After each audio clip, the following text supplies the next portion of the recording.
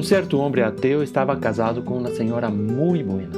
Ele não tinha reparos em dizer o que pensava da religião e das festividades religiosas, como, por exemplo, a Navidad.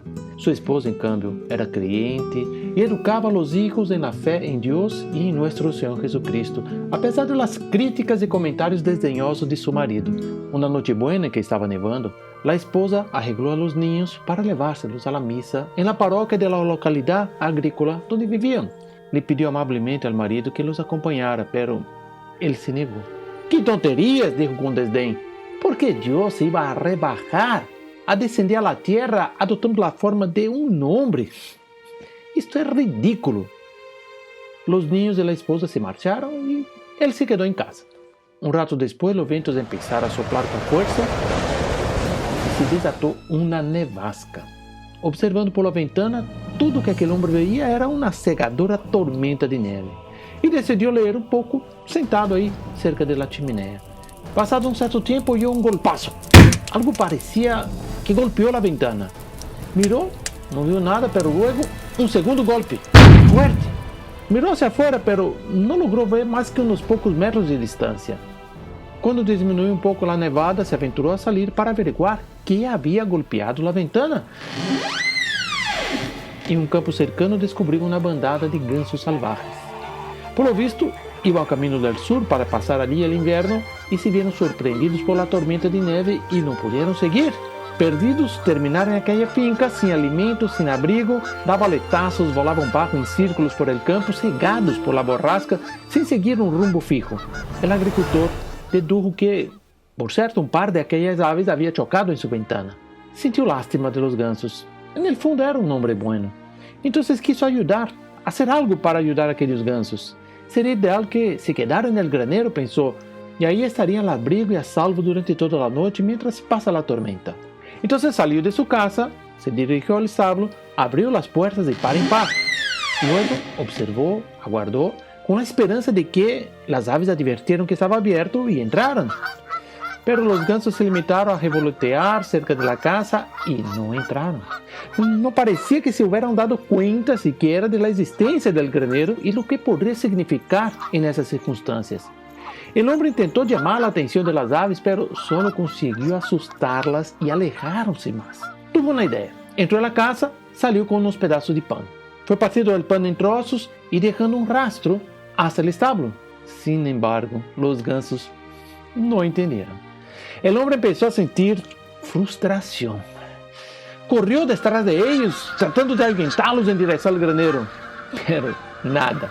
Lo único que consiguió fue asustarlos todavía más y que se dispersaron por todas las direcciones menos hacia el granero. Por mucho que lo intentara, no conseguía que entraran de modo alguno en el granero. Ahí podían estar abrigados y seguros. ¿Cómo no entendían esto? Y el hombre pensaba, pero ¿por qué? ¿Por qué no me seguirán? ¿Es que no se dan cuenta esos animales de que ese es el único sitio donde podrán sobrevivir a la nevada?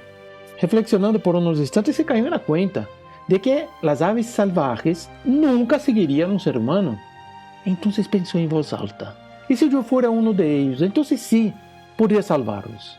Seguidamente le vino una idea genial. Entró en el establo, agarró un ganso doméstico de su propiedad y lo llevó en los brazos, paseando entre sus congéneres salvajes.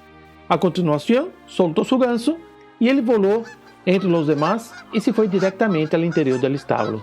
Una por una, las otras aves lo siguieron hasta que todas estuvieran a salvo.